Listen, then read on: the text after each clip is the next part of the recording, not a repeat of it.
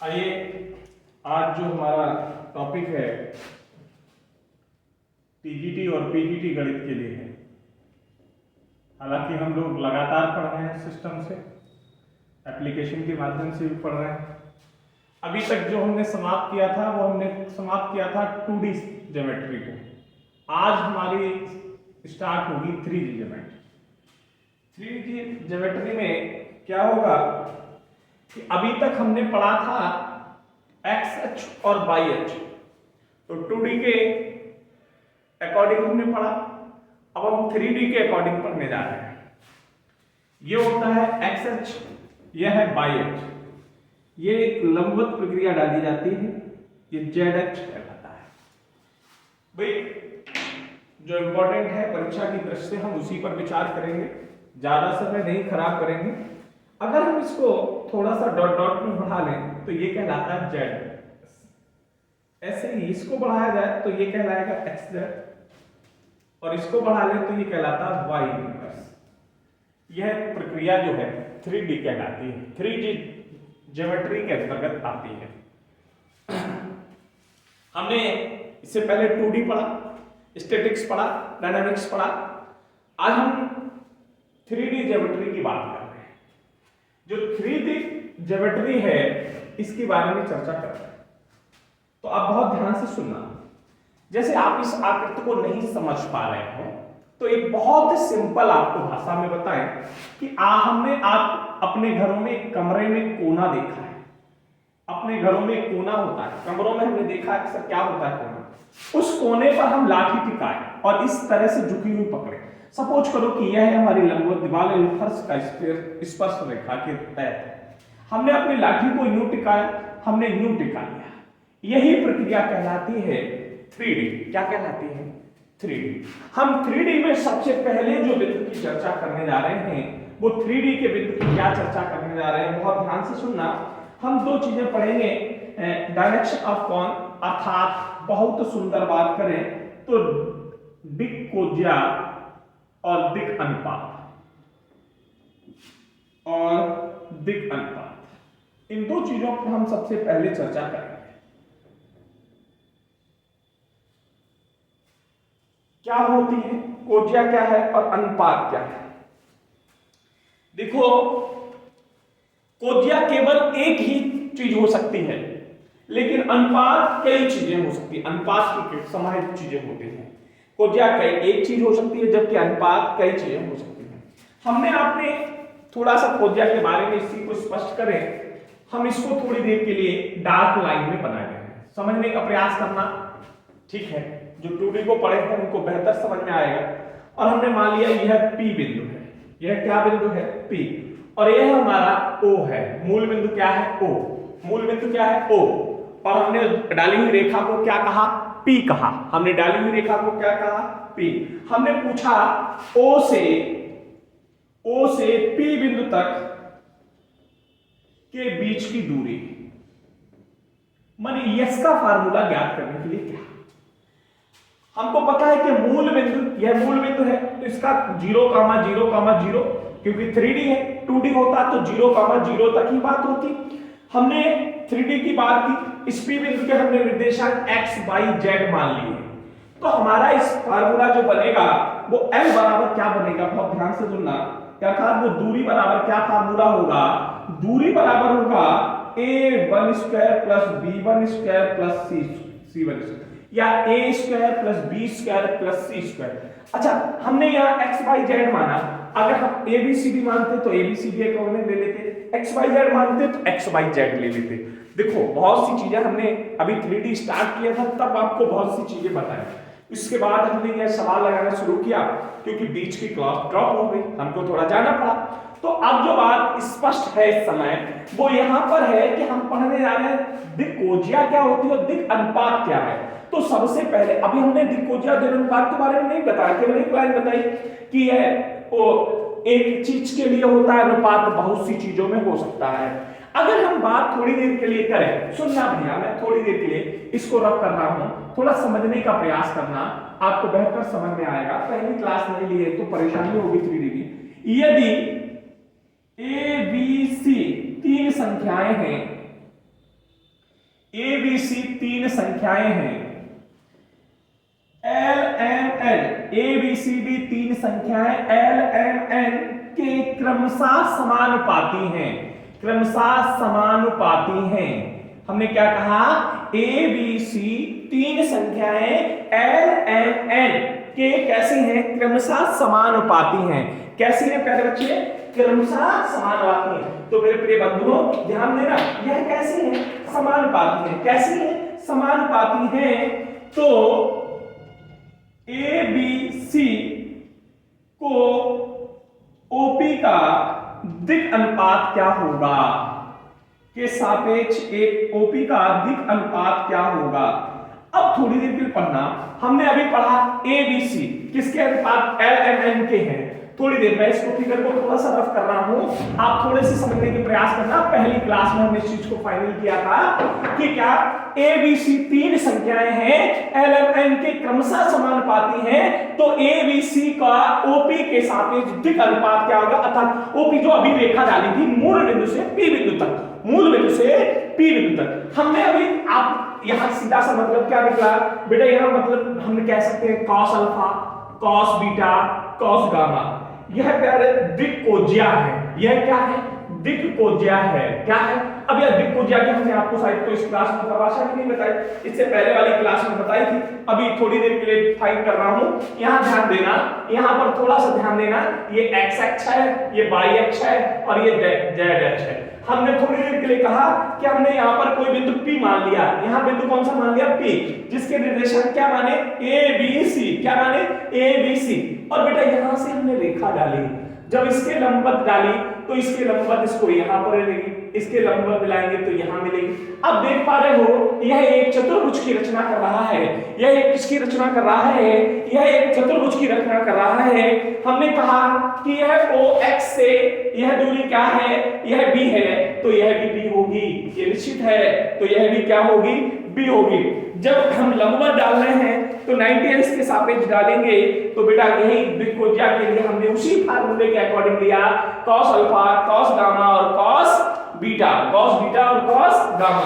बेटा L बराबर क्या हो गया, जब ABC पे हमने अल्फा बीटा गामा में परिभाषित किया तो L बराबर होगा cos अल्फा, बेटा M बराबर होगा cos बीटा और बेटा N बराबर होगा cos गामा। M बराबर क्या होगा बेटा, cos गामा। यहां तक की बात समझ में आ गई। अब हमने कहा कि यह क्रमशः इसकी कैसे है, समानुपाती, अर्थात L समानुपाती A, M समानुपाती B और N समानुपाती C, अर्थात प्रोपोर्शनल में लगाया है।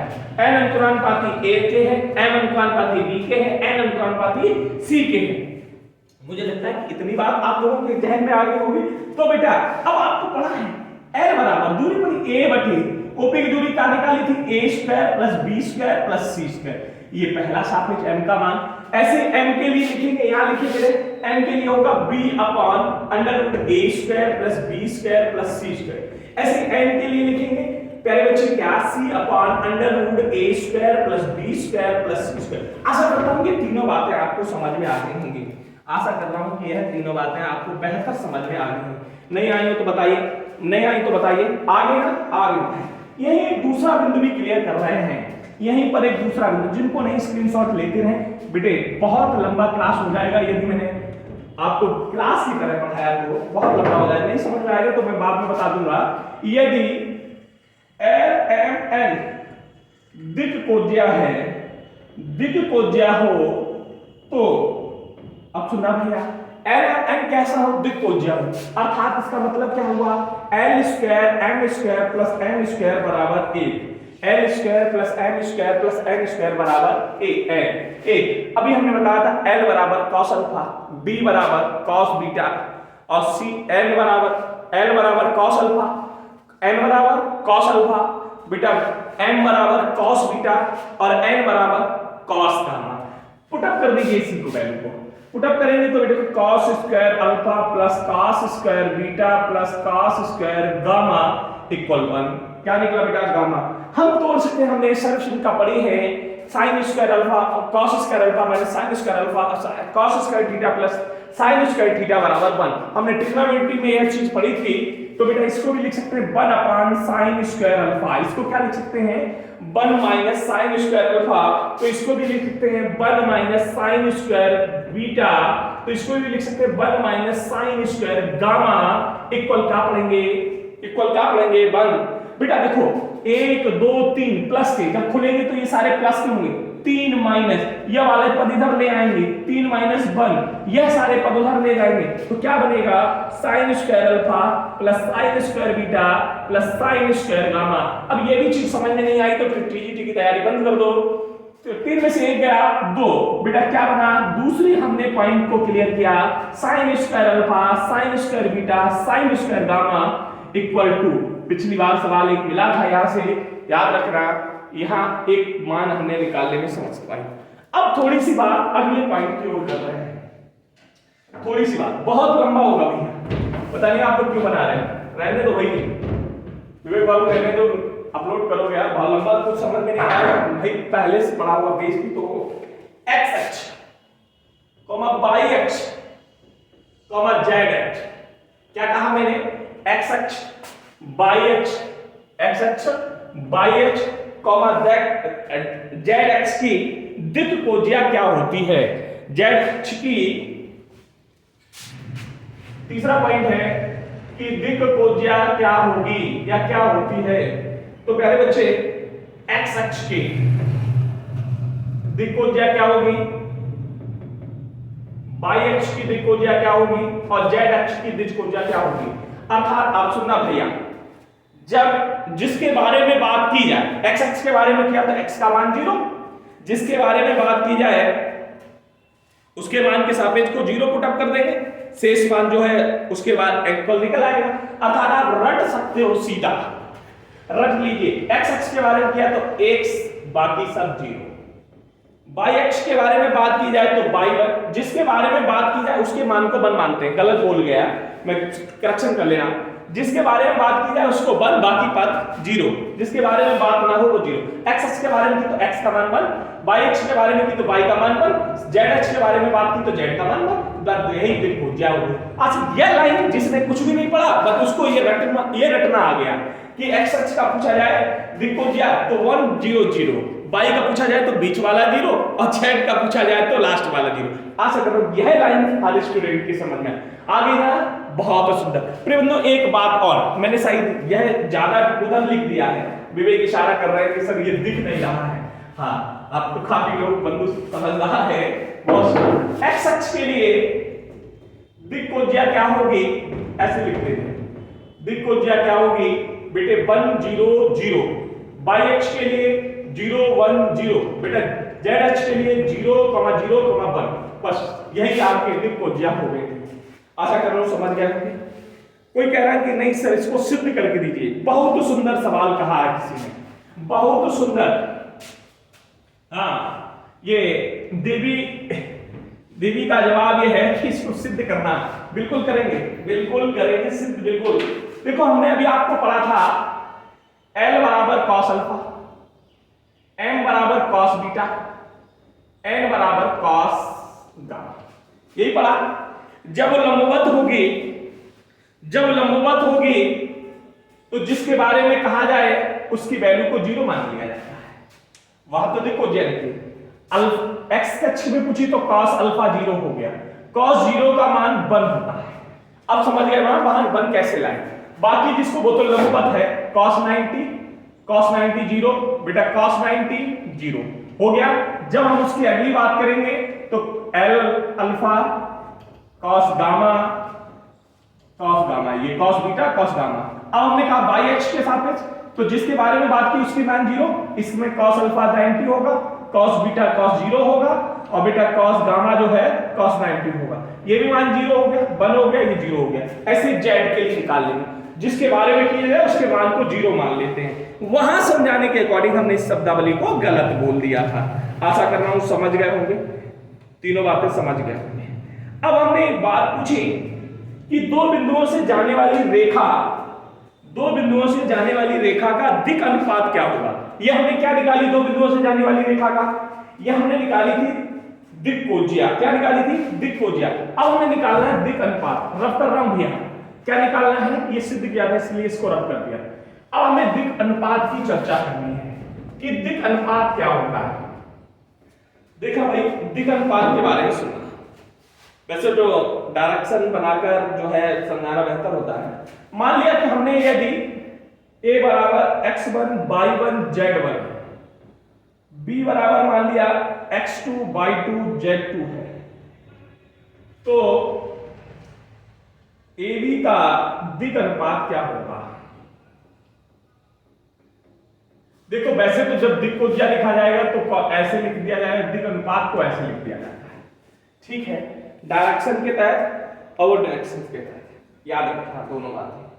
सुनना भैया, जैसे हमने मान लिया कि यह बिंदु A है और यह बिंदु B है, कहीं भी दो बिंदुओं की जाने वाली कोई रेखा, इसका मान x1 y1 z1 है, इसका x2 y2 z2 है। आशा कर रहा हूं समझ पा रहे हैं। अगर अब इसका ds अनुपात पूछ ले, थोड़ी देर के लिए इनके मानों में परिवर्तन कर रहे हैं, गिनती के मान लिख रहे हैं तो बेहतर समझ। मान लो इसका लिखा 1 2 3, हमने x1 y1 z1 का मान क्या माना 1 2 3, इसका मान लिया 2 5 7, इसका क्या मान लिया 2 5 7। आशा कर रहा हूं इस बात से आप लोग सहमत हो, नहीं समझ पाए, सहमत है। अब क्या करना है, ये जो दिक् अनुपात होता है उसका क्या फार्मूला होता है, वैसे मैं यहीं पे एक फार्मूला लिख दे रहा हूं, x2 x1 y2 y1 z2 z1, यह फार्मूला होता है इसका दिक् अनुपात निकालने का।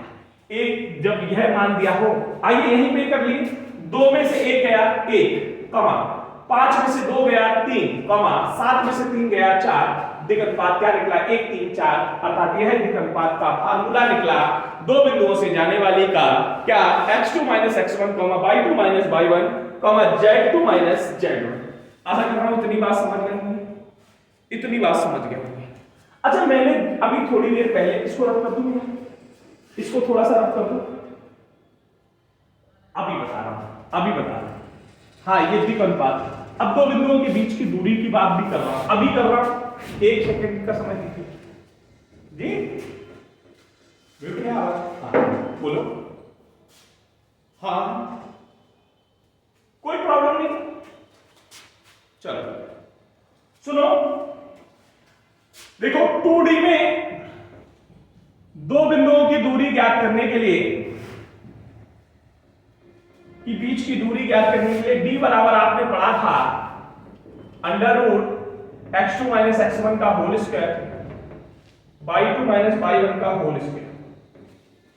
कुछ जगह ये सीधा सीधा भी लिखा मिलता है, x1 x2 का whole square plus y1 y2 का होल स्क्वायर। देखो ये इससे कोई फर्क नहीं पड़ता, क्यों? क्योंकि -5 लिखा हो तो ऑटोमेटिक प्लस में ही मान आता है, आता कि नहीं आता? स्क्वायर होने पर माइनस अपनी पोजीशन चेंज कर देता है, अर्थात minus into minus equal plus होता है, इसीलिए स्क्वायर की पोजीशन में इस बात पर कोई फर्क नहीं पड़ता। यह कंडीशन किसमें पड़ी थी? अब तो 3D में आ गया तो एक बिंदु और बढ़ा दो। 3D में डायरेक्शन के लिए फार्मूला क्या बनेगा? वही फार्मूला x2 x1 का whole square plus y2 y1 का whole square plus z2 very good बंधुओं, वेरी गुड, यह फार्मूला। आशा कर रहा हूं याद रखेंगे। हाँ, डी प्रोडक्ट निकालने के लिए कोई फर्क नहीं पड़ता, डी प्रोडक्ट निकालने के लिए कोई फर्क नहीं पड़ता, बिल्कुल नहीं पड़ता। अच्छा निर्देशांक की बात कर लेंगे यहीं पे, थोड़ी देर के लिए निर्देशांक की बात कर, इसको रख कर दे। अब हम थोड़ी देर निर्देशांक की बात करें, ध्यान देना। 2D के लिए पहले सुना, m अनुपात n में बिंदु P बार रहा है। सुनना, जैसे यह A बिंदु है, इसके x1 y1 है, यह B बिंदु है, नहीं समझ पा रहे हैं। चाहे मैं अनुपात n में P बिंदु दो भागों में बांट रहा, P बिंदु बांट रहा है। अब ये हमने P बिंदु मान लिया दो भाग में, इसको x2 y2। अब P बिंदु दो भागों में बांट रहा है, P के हमने थोड़ी देर के लिए निर्देशांक x का अनुपात y मान लिया, तो ये सा m हो गया, ये n 2 हिस्सों में बट गया m अनुपात n। ये किस में पड़ा? 2D में। तो x का मान क्या निकाला हमने निकाला m n2 plus N x one upon N plus N. ऐसे सेकेंड कंडीशन में हम y बराबर क्या लिखेंगे, M by two plus N by one upon M plus N, ये लिखेंगे ना, यही निर्देशांक मिलेंगे। अब 3D की पोजीशन क्या कहती है, सुनना भैया, 3D में जो हमने x1 y1 माना, एक पोजीशन बढ़ जाएगी, 3D की पोजीशन में z1 हो जाएगा, 3D की पोजीशन में z2 हो जाएगा, ये 3D की पोजीशन, यहाँ x y z हो जाएगा। लेकिन बटेगा तो m अनुपात n में ही, बटेगा किसमें, m अनुपात n में ही। अब हम 3D के बारे में बात करें तो x और y तो सेम पोजीशन का है, एक और पद निकल आएगा z, क्या निकलेगा, m z2 plus n z1 अपान m plus n। Any problem किसी को? रेखा AB को बिंदु P अंतः विभाजित करें, यह किसका फार्मूला है, अंतः विभाजित करने पर P बिंदु के निर्देशांक, P निर्देशांक का कैसे निकालते हैं, यह रहा। अभी बाह्य बिंदु की चर्चा भी करेंगे।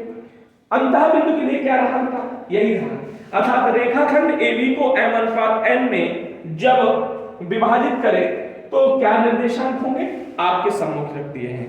वैसे तो अभी रखेंगे, अभी बाह्य बिंदु के बारे में। अच्छा, बाह्य बिंदु की चर्चा करें, थोड़ा सा सुनना। बाह्य बिंदु में क्या होना है, इन सब के बीच माइनस चिन्ह आ जाएगा, जहां प्लस लगा हुआ है वहां माइनस चिन्ह आ जाएगा। अब बस इतनी बात रखना, पॉजिटिव चिन्ह आया है तो आप दिमाग में डाल लीजिए कि आंतरिक विभाजन की बात हुई है, माइनस चिन्ह आया है तो बाह्य विभाजन हुआ है। अच्छा, किसी ने यह शब्दावली को पूछ लिया कि हम बाह्य विभाजन करेंगे कैसे, यह भी बात बिल्कुल राइट है आपकी, हम बाह्य विभाजन करेंगे कैसे। देखो सुनो, यहां पर बताइएगा, यह A बिंदु है, यह B बिंदु है भाई, x y1 y z1, यहां भी मान लिया x2 y2 z2, P बिंदु विभाजित यहां बीच में करेगा तो फिर आंतरिक होगा।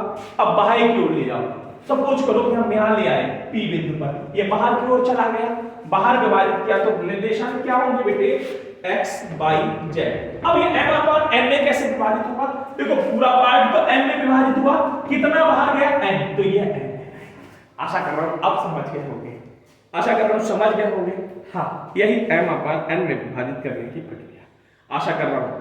बेटा निर्देशांक पूछे जाएंगे तो बता लेंगे ना। हाँ चलो, अब एक वृत्त के बारे में आ जाए कि वृत्त के अंदर कैसे करेंगे।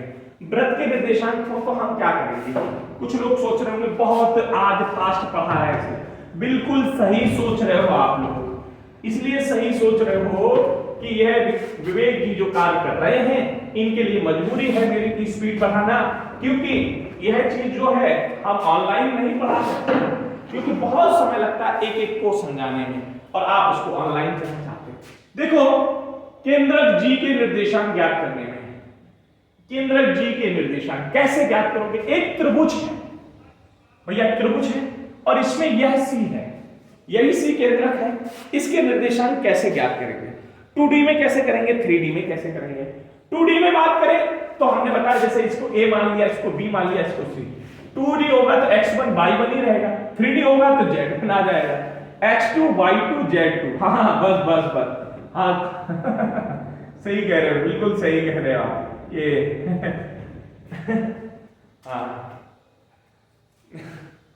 ये पागलबंदी बनानी गणित को बाहर पढ़ाने के लिए, खैर जो दिया है उसको करना पड़ेगा। निर्देशांक क्या होंगे, x1 plus x2 plus x3 अपान 3, कमा y1 plus y2 plus y3 अपान 3, कमा z1 plus z2 plus z3 अपान 3। यह G के निर्देशांक होंगे। यह किसके निर्देशांक होंगे बेटा, यह केंद्रक G के निर्देशांक होंगे। अब चतुष्फलक के निर्देशांक पूछे जाएंगे, तो चतुष्फलक में केंद्रक के ही निर्देशांक पूछे जाएंगे। जब चतुर्फलक में केंद्रक के निर्देशांक पूछे जाएं तो पहले तो ये समझ लो चतुर्भुज केंद्रक बनेगा कैसे। सुनना भैया, मैं यहीं पे थोड़ा सा बना रहा हूं, आप लोग ध्यान देना। यह रेखा यूं बनी रहेगी, चतुर्भुज केंद्रक के निर्देशांक यूं बनेंगे, यह चतुर्भुज केंद्रक कहलाएगा। और चतुर्भुज केंद्रक के निर्देशांक यह चार भागों में इसको x4 y4 z4 कह देंगे।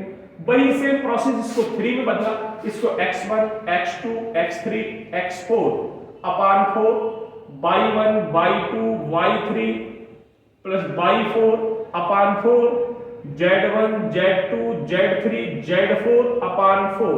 यह चतुर्फलक चतुष्फलक निर्देशांक हैं, यह चतुष्फलक निर्देशांक हैं। लो भैया इस बात को भी लिख लो। समतल या प्लेन की बारी आ रही है, आप इतनी बात को लिखें। अगली हेडिंग डालें समतल या प्लेन, समतल या प्लेन। अब देखो समतल या प्लेन किसे कहते हैं इस बारे में भी समझ लो, बहुत सुंदर समझना। समतल या प्लेन, समतल या प्लेन के विभिन्न स्वरूप होते हैं। एक X X plus B Y plus C Z plus D बराबर 0। क्या बताया? A X plus B Y plus C Z plus D बराबर 0। अच्छा ठीक है, मेरा हमें जितने लोग देख पा रहे हैं या हमसे जितने लोग अभी जुड़े हुए हैं, हम उन सभी से अनुरोध करना चाह रहे हैं और मुझे अपने अनुरोध पर पूर्ण विश्वास है, विश्वास ही नहीं अपितु आशा है कि आप हम जो अग्रिम लाइन बोलने जा रहे हैं शायद उसको सुनकर आप हमारा सहयोग करेंगे। हम आप सभी से यह अनुरोध कर रहे हैं कि संकल्प क्लासेस बाई पंकज सर के YouTube चैनल को यदि आप लोगों ने अभी सब्सक्राइब नहीं किया है तो सब्सक्राइब करें और कमेंट्स जरूर किया करें। हम अपनी कमियों में, हमारे द्वारा कराए गए कार्य में जो भी त्रुटियां होंगी हम उन्हें अतिशीघ्र दूर करेंगे और उन पर विचार करेंगे, गहन अध्ययन करेंगे। यदि कहीं पढ़ाते वक्त कुछ गलत पढ़ गया हो उसको भी कमेंट्स में बताइए, हम जरूर उस पर संशोधन करेंगे, संशोधन वीडियो देंगे। क्योंकि पढ़ाते वक्त बुक की तरफ नाम मात्र देख पाता हूं और हो सकता है कि जल्दबाजी में कहीं प्लस का माइनस हो गया हो, y2 का y4 लिख गया हो, तो इस विशेषता को आप अवश्य वर्णित करें। अब हमने यहाँ एक शब्द लगाया, इसको विशेषता क्यों कहा? ये तो त्रुटि थी, कमी थी, तो ये वास्तविक विशेषता ही है कि भाई मैं शिक्षण कार्य करवा रहा हूं और मुझसे ही गलती हो रही, तो ये त्रुटि जो है, ये कमी जो है, हमारी एक विशेषता बनती है। तो आप इस विशेष कार्य को समझकर अवगत कराएं। साथ ही साथ जिन लोगों के मोबाइल्स में YouTube चैनल हमारा सब्सक्राइब नहीं है तो उन लोगों से थोड़ा सा अपील करें कि इस चैनल को सब्सक्राइब करें। यदि आप लोगों ने थोड़ा सा भी सहयोग कर लिया तो हम बहुत अच्छा मैटर और बहुत ढंग से विधि विधान से पढ़ाना शुरू कर देंगे। अभी आप लोग देख पा रहे हो कि सप्ताह में या बहुत गैपिंग के बाद आप तक वीडियो पहुंच रहा है। उसका साफ सीधा यही कारण है कि हम लोग छोटे कस्बे से हैं, छोटे जिले से हैं और आप केंद्र जैसे जो कहते हैं ना भारत की राजधानी जैसे बिंदु से जुड़े हुए हैं, तो एक जिले से कैसे तुलनात्मक पुछता करेंगे। तो हो सकता है कि हाथी के पैर से चींटी दब सकती है लेकिन सूंड में जाने के बाद चींटी पटक मार सकती है। तो हो सकता है कि हम दिल्ली में ना स्थित होकर इस कस्बे में ही बैठकर आपको बेहतर शिक्षण कार्य दे सकें। इस समय सुपर टैग का बैच चल रहा है, इस समय यूपी पुलिस का बैच चल रहा है, अग्निवीर का बैच बहुत तेजी से चल रहा है। अब जो लोग इच्छुक हैं वो ज्वाइन कर सकते हैं। एसएससी एमटीएस के लोग भी इसको ज्वाइन कर सकते हैं। फिलहाल ये टीजीटी का तो मैं पढ़ा ही रहा हूँ और आप देख सकते हैं अभी छोटा सा रूप दिया है। पहली बार देखेंगे तो कम समझ में आएगा, अगली फिर कोई क्लास देंगे तो बेहतर समझ में आएगा। आशा है कि आप इस चैनल को सब्सक्राइब करेंगे और सहयोग